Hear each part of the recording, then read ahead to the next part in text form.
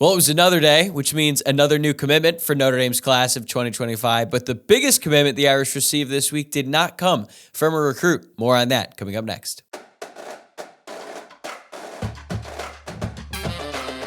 You are Locked On Irish, your daily podcast on the Notre Dame Fighting Irish. Part of the Locked On Podcast Network, your team every day. Hello and welcome to episode number 200 of Locked On Irish. I really can't believe it. We are 200 episodes in, but it's true. And today is Wednesday, February 21st. And thank you for getting your day started right here by making this your first listen of the day. I'm your host, Tyler Wojciak. I graduated from Notre Dame in 2018, and now I'm a producer covering college football for Fox Sports. And this show is free and available on YouTube and wherever you get your podcasts. So if you're watching along on YouTube, please give the video a thumbs up and subscribe to the channel. Or if you're listening to the podcast, please take a moment to rate the show 5 stars, leave a review, and subscribe there as well. Today's episode is brought to you by Gametime. Download the Gametime app, create an account, and use code LOCKEDON for $20 off your first purchase. We have a lot to get into in this special 200th episode today. The Irish continue to add to their top-ranked class of 2025 as they received 2 more commitments this week. 3-star wide receiver Shaun Terry committed on Sunday, and then on Tuesday, 3-star offensive tackle Matty Augustine made his announcement as well. I'll go over my thoughts on both those prospects and what impact they might have with the Fighting Irish in segments 2 and 3. But I want to start with the biggest news Notre Dame received all week, and quite possibly one of the biggest stories, biggest news items for Notre Dame in this entire offseason. And it has been a pretty damn good offseason so far for Marcus Freeman and his Irish team. So earlier this week, John Bryce from Football Scoop, friend of the program, he's always on it when it comes to scoops across college football, but specifically Notre Dame. Bryce reported that Notre Dame defensive coordinator Al Golden signed a 4-year contract extension, which is reportedly worth $9 million total. That deal would make him one of the highest paid coordinators in the entire country. And I'll be honest with you, when I first heard that Al Golden was going to sign an extension, especially one that was 4 years long, I was pretty surprised. Now, this has been rumored for a little while now. I believe I first heard it from Pete Sampson from The Athletic, and then it's picked up a lot more steam in the past few weeks. But I just always kind of felt like Al Golden was destined to return to the NFL. He had spent the 6 seasons prior to joining Notre Dame staff in the NFL, most recently as the linebackers coach for the Cincinnati Bengals, that same Bengals team that went to the Super Bowl and lost to the Rams. So given that Al Golden is only 54 years old, he's got a lot of time left coaching. It just seemed like that was the path. He was going to be at Notre Dame, be a really good defensive coordinator, and then he would potentially earn a defensive coordinator position in the NFL. And that still might happen, right? College coaches break contracts all the time. But the fact that he's willing to sign a 4-year deal sure as hell makes it seem like he wants to be at Notre Dame for a long time. And the fact that it's $9 million would suggest that his buyout would be pretty expensive if he were to decide to leave. So even if we aren't sure if he's going to be around for Notre Dame for the entire length of his contract, I feel like we can feel pretty comfortable that whatever job he takes next, if he does decide to leave early, it's probably a really, really compelling job. Most teams also just don't dish out 4-year deals to assistants, especially in college football. And now Notre Dame has done it twice in one offseason. They offered Mike Denbrock, the offensive coordinator, a 4-year deal to get him away from LSU. And that was actually a big piece in getting him to come over. And now they did it again with Al Golden. And even though I was a little bit surprised that this happened, I am ecstatic because I think Al Golden is worth every penny of that $9 million. Let's look back at what his defense did in 2023 by the numbers. So they finished 7th in scoring defense, allowing just 15.92 points per game in 2023. They were 5th in the country in total defense, which is yards given up, which is actually Notre Dame's first top 5 finish in that category since 1980. They finished 1st in pass efficiency defense, 2nd in red zone defense, which is a big improvement from the year before and Al Golden's first year as defensive coordinator when they were one of the worst red zone defenses in the entire country. They finished 2nd in that stat last season. They also tied for 12th in turnovers gained with 24. They had 4 defensive touchdowns, which was tied for 8th in the country, and they allowed the 9th fewest first downs of any defense in FBS last season. So they were clearly one of the stingiest defenses in all of college football, and there's plenty of reason to believe that Notre Dame could be even better on defense in 2024. They returned 6 starters, and obviously losing guys at linebacker, especially veterans like J.D. Bertrand and Maris Liufau, is going to hurt significantly, as well as losing Cam Hart, who was one of the best cornerbacks in all of college football last season, and the duo with him and Morrison was just unstoppable at times, and that's a big reason why Notre Dame finished first in pass efficiency defense. However, they returned Xavier Watts, who is the Nagurski Award winner last year for the nation's top defensive player. They bring back Benjamin Morrison, who is likely going to be a first or second round draft pick after next season at cornerback. They have a great interior on the defensive line in Howard Cross, Riley Mills, and they bring back Jack Kaiser, a veteran linebacker who brings a ton of stability with him. So with his third year in the system, and he's been coaching these guys for a long time now, I think that there's reason to believe they could be even better next year. They've got the guys, they've got the pieces, and they've got the right man leading the way. It actually reminded me of something that Marcus Freeman said before he hired Al Golden. When Marcus Freeman was elevated to head coach, he said that whoever he hired to be the defensive coordinator to replace his position was going to be running the Notre Dame defense, not necessarily their defense. And he eventually walked back on those comments, but then he brought in Al Golden, and you thought, oh, that's interesting. That's certainly not someone who's just going to come in and sort of just kind of go with the flow of what's been going on prior to him. He brought in Al Golden, who's a really incredible defensive mind, and that might end up being the best hire that Marcus Freeman makes in his entire career. It could be Mike Denbrock as well, and if those two are competing for the best hire, then Notre Dame is probably in a really good spot if that is a debate down the line based on what Al Golden has been able to do since coming over to become the defensive coordinator at Notre Dame. But while we're on the topic of Freeman, I believe that Al Golden's extension shows that he has a really strong belief in Marcus Freeman's vision and the way that he leads his program. He actually had a really incredible quote to Mike Berardino of the South Bend Tribune ahead of the Sun Bowl. This is from Al Golden, quote, "There's a confluence of so many things coming together in December that make it challenging. What makes it easier for all of us as coaches is Coach Freeman, just the steady approach to it, the leadership, just steadfast in his values and beliefs in what we want to achieve as a program. That makes it easier to come to work," end quote. So Golden made that quote in the middle of December when all that craziness was going on in college football with the transfer portal, signing day. It's a really hectic time in the college football calendar, and I thought it was really telling in the moment when Al Golden said a big reason that his life is so comfortable at Notre Dame is because of Marcus Freeman. Now, obviously, coaches compliment the head coach all the time if that they're working for. They want to do that publicly, but that comment from Golden felt really sincere, and I felt even more sincere now that Golden signed a 4-year deal to continue working for Marcus Freeman. Now, obviously, the money is nice, right? $9 million would sure keep me around wherever I was for a long time, and Al Golden clearly really likes the place. He likes Notre Dame. He likes what the university stands for, and he likes the players that Notre Dame recruits. But I don't think that Al Golden would want to stick around if he didn't enjoy working for Marcus Freeman and if he didn't believe in him. Like, have you ever worked for a boss that you didn't like genuinely as a person, or if you didn't think they were qualified maybe to hold that position, to put it nicely? I could have just said, or if you thought your boss was an idiot, but that might have been too harsh. Good thing I didn't actually say that. But it's terrible. I dealt with something similar a long time ago. It's certainly not my case now. I love all my bosses, and it affects everything you do, right? Your belief in the group, the organization, the direction of all of it. If you don't like your boss, coming into work every day sucks. And it doesn't matter if you have the best job in the world. If the person who is your superior makes it difficult to work, it's just not a whole lot of fun, and you're probably going to look for opportunities elsewhere. But that is not the case with Al Golden, and it's also on the heels of Mike Denbrock's decision to leave a very good situation at LSU. He's working for his very close friend in Brian Kelly. They just finished with one of the top, the top offense in all of college football last season. He had the Heisman Trophy winning quarterback in Jaden Daniels, two of the best receivers in the country. Mike Denbrock was making a ton of money at LSU. He could have stayed there for the rest of his career, and they could have been putting up potent offenses every single year.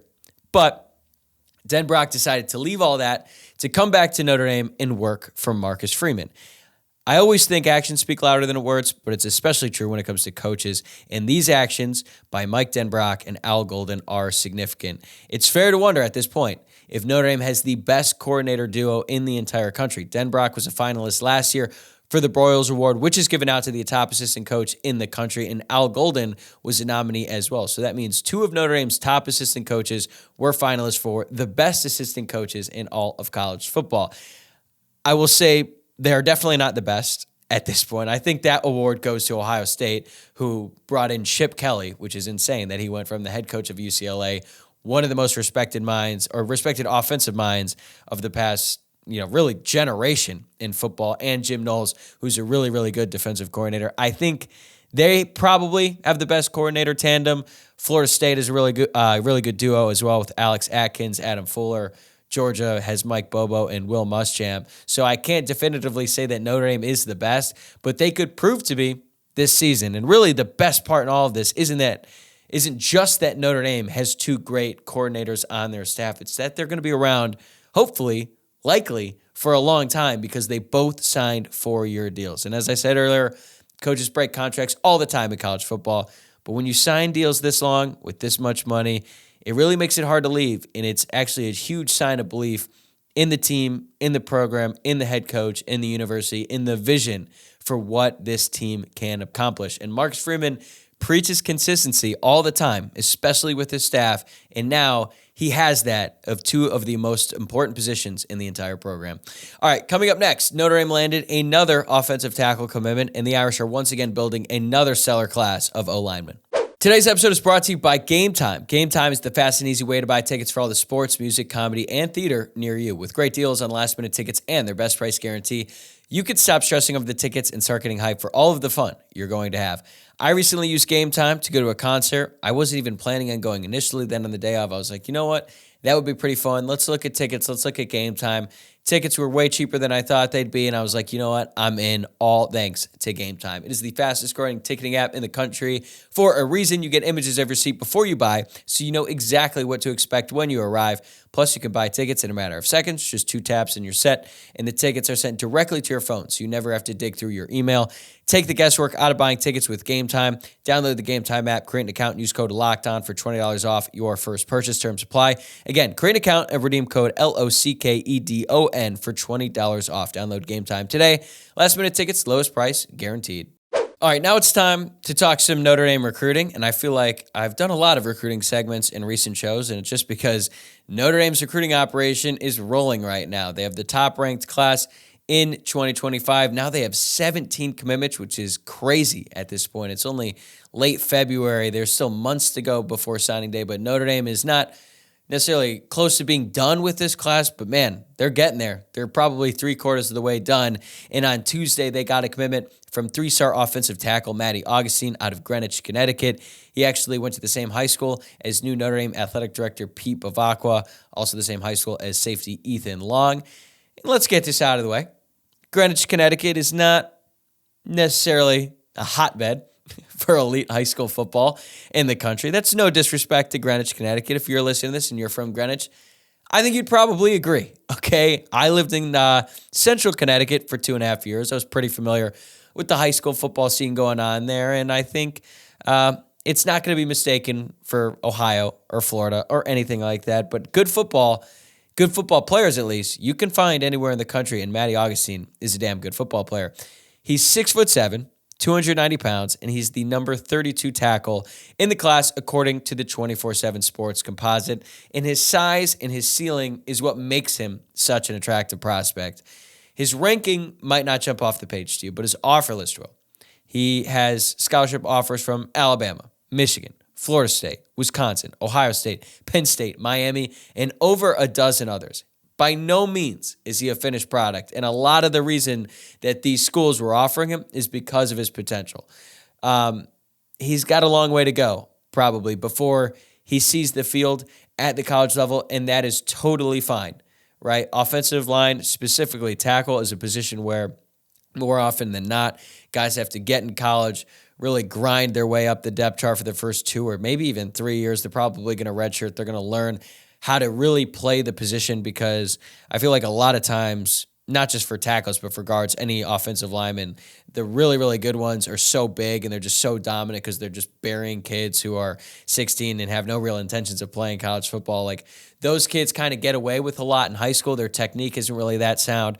Then they get into college. They get into a good program, one that actually teaches you proper technique, fundamentals, and then you develop into a really good offensive lineman. Like Mike McGlinchey is a good example of that. Now, he ended up being one of the best tackles Notre Dame has had in years, first-round draft pick, all that, got a big contract with the Denver Broncos.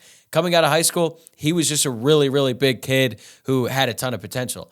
I'm not saying that Matty Augustine is going to be Mike McGlinchey, but that's sort of the track that Notre Dame projects he could eventually take. Now, I'll admit he's dominant if you watch his film, but a big reason why is because he's playing in Connecticut and he's bigger than everyone else. More often than not, he's just kind of running over dudes, putting a shoulder pad into him, and that is that. But he's not really like a big loaf out there. You know, I don't want to undersell him. Like, he can really move. He's a good basketball player, and I feel like that really lends itself to good tackles at the college level, because if you're just kind of out there and you're pretty stiff with your hips, you don't have great footwork, you're probably not going to be able to play tackle where you're dealing with really fast, athletic edge rushers. You need to be able to stay in front of them. So I think Augustine is able to do that. I believe he is a true tackle prospect, and he's one of those guys who has the potential to skyrocket up recruiting boards with a big senior season. He also has time to go to camps this summer, and it's always something to keep in mind, especially when Notre Dame is adding all these guys this early in the process. Like, their ranking might not be great right now, but look at a guy like Bryce Young, who was outside of the top 300 when he committed to Notre Dame, and then by the time the final rankings came out, he was a 5-star. According to some sites out there. So I'm not saying that he's going to have that level of a jump. That's kind of unprecedented for a prospect to go from outside of the top 300 to a 5-star in one senior season. But it would not surprise me at all if Matty Augustine ended up being mid to high 4-star prospect, depending on how his senior season goes in Connecticut. Plus, I talked with recruiting insider and friend of the program, Kevin Sinclair, about him before, I believe on an episode on this show, or maybe we were just talking offline. Augustine is about as Notre Dame as it possibly gets when it comes to fit. And I know we hear that a lot with prospects, and it might get tiresome to you, right? I actually get that. Sometimes I'm like, if we're just talking about the fit with the prospect, if we're not talking about his game at all, probably means he's not very good. I don't think that's the case here, but I think it's important because you can't take a developmental player like Augustine is if they're not a Notre Dame fit, or else they're going to leave after a year, right? Like, your freshman year of college is hard everywhere. There's a lot of fun, especially, if you're joining a fraternity or you're joining a sorority. There's plenty of parties. You're free for the first time, right? You're not living with your parents. There's a lot of exciting things going on in your life, but it's also very difficult. And it's especially difficult at Notre Dame, and you're an athlete, and you have to go to class. You're far from home. The weather sucks most of the year, and it's just a big adjustment. Life at Notre Dame is different. It's unlike any other school. So I think a lot of guys, if they're not getting any playing time and they look at the depth chart and they're like, am I ever going to get playing time? It's easy to leave. So you need to get a kid to buy in to the university, the culture, all of that, if you want him to stick around, so that by the time he turns into that player that you believe he can be, he's still with you, and he's ready, and he's motivated. And I think that's exactly what Notre Dame is getting in Matty Augustine. And there's another just harsh reality of recruiting in college football these days. It's like 50% of every recruiting class is likely going to leave at some point. It might not be after the freshman season. It might not even happen until after the junior season, or maybe they eventually become a grad transfer. Odds are a player is probably going to leave, right? I actually want to do a deep dive and go back through some of Notre Dame's recruiting classes over the years and count how many guys hit, but at a different school, how many guys transferred, when they transferred, all of that. That is a future segment topic. Maybe I'll do that in the summer when there's a little bit less newsy stuff going on, but it's real. So Notre Dame has to load up on guys at talented. They have to load up on talented players, and they have to do it at key positions. And coming into this class, offensive tackle was a huge priority for Notre Dame. They have a ton of great interior guys. They are a little bit lighter at the tackle position, and now Notre Dame has 3 tackles in the class, including 4 stars Owen Strabik and Will Black. Now they have 3-star Matty Augustine, and they are in great position to land Jack Lang, who's a 4-star and a top 150 player nationally. If they're able to land all 4, that's 4 really talented tackles, all with a ton of potential, and they're all at least 6'7". That matters. That matters a lot in modern college football, and I think Notre Dame's aggressive approach to the position and really the whole class says a lot about Marcus Freeman's strategy, and I feel really good about at least 2 of those 4 working out, right? Like, odds are they're probably all 4 not going to hit or not hit at Notre Dame. 1 guy or 2 guys are probably going to leave. But in getting all of them, I think what you're doing is you're signing high-quality dudes who are physically massive, and you're creating great competition at 2 really important positions on the offensive side of the ball. So I really like the direction that Notre Dame is trending, specifically on the offensive line. All right, coming up next, we're going to stay on the offensive side of the ball and talk about another commitment who you might not have heard much about yet, but could end up being a hidden gem in the class of 2025. Get buckets with your first bet on FanDuel, America's #1 sportsbook, because right now, new customers get $150 in bonus bets with any winning $5 bet. That's $150 if your bet wins. Bet on all your favorite NBA players and teams with quick bets, live same-game parlays, exclusive props, and more. Just visit FanDuel.com/lockedon and shoot your shot. FanDuel, an official sportsbook partner of the NBA. We continue with our recruiting coverage on this podcast with 3-star wide receiver Shaun Terry. Notre Dame picked up its second wide receiver commitment in the class of 2025 on Sunday when Terry announced his commitment to the Irish. Terry is from Ironton, Ohio, and I'll admit, this one took me by surprise. I just didn't really see it coming this early. Terry wasn't really on Notre Dame's radar up until recently. Pretty much as soon as Mike Denbrock was hired as offensive coordinator and Mike Brown was hired as the Notre Dame wide receivers coach, they quickly prioritized Terry, and they got it done in a hurry. Terry is the number 69 receiver in the class, according to the 24/7 Sports Composite. He is listed at 5'10", 170. He is not 5'10", nor is he 170. I don't know the specifics, but I know those numbers aren't true based on what I've seen from him. And I can relate to Terry because I'm not 5'10 either. I'm 5'9". I am 170 now. I certainly was not in high school. I was probably like 155 soaking wet. And Terry looks a lot more like I did when I was younger. So I think that is a bit inflated, but he is so fast, he's so athletic, he's so agile that you can really see a bright future ahead for this young man. His rankings won't jump out at you, but his offer list is actually really, really good for a player who's just the 69th ranked receiver in the class. Michigan, USC, Oregon, Penn State, and Auburn are some of the schools who offered him a scholarship. And Tom Loy from 24/7 Sports said he spoke with a Notre Dame staff member who said that Terry's film is the most electric tape of any prospect Notre Dame has on board at the moment. And I know that Terry is listed as a wide receiver, but I don't know if I ever really see him being a true wideout. He's a freak athlete who just needs the ball in space. I could see him being like a gadget player. He could be used on jet sweeps, end arounds, bubble screens, tunnel screens. He could also be a big factor in the return game, but I just don't know if I see the potential in him as like a really precise route runner in the slot, which is what you need to be, especially if you're undersized. Like, you're not going to get, he's not going to beat anyone physically, like with his strength or chipping guys or anything like that, but he's a little bit loose with his routes. I think part of that might be he's just faster than everyone, so he doesn't really have to make really hard cuts, but once he gets to the college game and then most guys are close to his speed, he's definitely going to have to learn that, and he definitely can later on. I just think that right now, I don't really picture him being like a Chris Fink or someone like that who is a really, really talented route runner.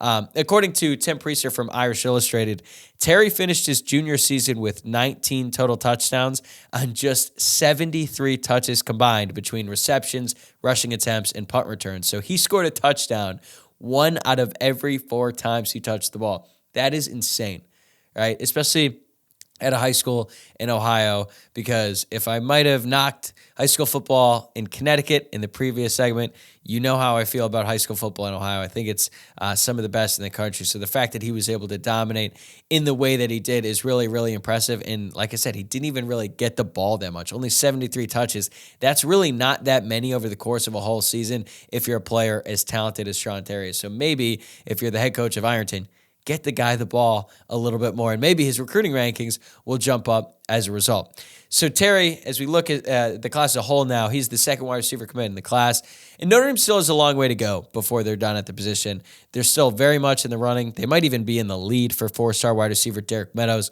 out of Bishop Gorman. He is more of like a big receiver. He's 6'5", kind of looks like a genetic freak, super long arms, things like that, of receiver Notre Dame would want at the boundary. If they get him, that totally changes the dynamic of this receiver group and also the offensive class as a whole. So they're still very much going after him. Then you've got 3-star wide receiver Jerome Bettis Jr. That commitment seems like when, not if. 4-star receiver Raiden Vines Bright from IMG Academy is going to visit Notre Dame in the spring. So I understand why some fans are starting to see a lot of 3-stars commit to Notre Dame. They're like, okay, that's great that Notre Dame is adding all these guys, but they're still so early in the process. Why are they willing to take a guy if he's really not that talented? And I get it, right? Like, even though Notre Dame has the top-ranked class in 2025, that number is like very severely skewed by the fact that Notre Dame has more total commitments than everyone else. Most schools don't even have 10. Notre Dame has 17. So if you look at the average rank of the guys Notre Dame has committed, according to the 24/7 Sports Composite, they are tied for 8th among teams with at least 5 commits. And I think that number is a more accurate depiction of where this class will end up on signing day. I'm still hopeful that they can finish just around 5, like fringe top 5, maybe 6, which would make it the best class Notre Dame has signed under Marcus Freeman, and they're getting closer to that top 5 finish with the elites in college football like Ohio State, Georgia, Alabama, all of those schools. They're getting closer, but they're not there yet. But they're still in the mix for some top prospects, and when you can get a guy like Terry, who is really talented and can bring a really dynamic element to your offense and special teams, I think you got to take him. Like I said, a lot of these guys are going to leave anyway, but if you load up and high ceiling guys who are great fits at the university, I feel like you put yourself in a great position to let competition win out, and down the road, you're going to find some hidden gems. I think the Notre Dame staff has proven they're really good evaluators. They can find some guys who most other people don't see, including Bryce Young, who I was talking about earlier. I think you got to trust the process a little bit here and let things play out. Right now, if Notre Dame wasn't in the mix at all for a guy like Derek Meadows or Raiden Vines Bright or anything like that, then I would be a little bit concerned. But they're still going. They're going big game hunting, but they're also finding those diamonds in the rough. And really, that is what makes a class great. And I think what Notre Dame is doing under Marcus Freeman, they are on a roll right now in recruiting, and I don't see that stopping anytime soon. All right, that's going to do it for me today. Thanks again for making Locked On Irish your first listen of the day. And I just wanted to say, I cannot believe I'm 200 episodes into this show. I'm actually coming up on my 1-year anniversary of joining the Locked On Podcast Network. I think that's coming up literally a week from today. And I never would have guessed the show would grow as much as it did in the first year, and I have you to thank for that. So I appreciate you tuning in today, and I especially appreciate the everyday listeners of the show who have been there since day one, since episode 1 at the end of February last year. Really appreciate it. Every single listen, every single view. It means a ton to me, and I'm not stopping anytime soon. So a lot more fun to be had. All right, remember to subscribe to the show on YouTube or wherever you're listening to the podcast. Rate the show, leave a review, all that. Follow the show on X at Locked On Irish. The Instagram is at Locked On Irish Pod. My personal X account is at Tyler, WOJCIAK. I'll see you guys tomorrow.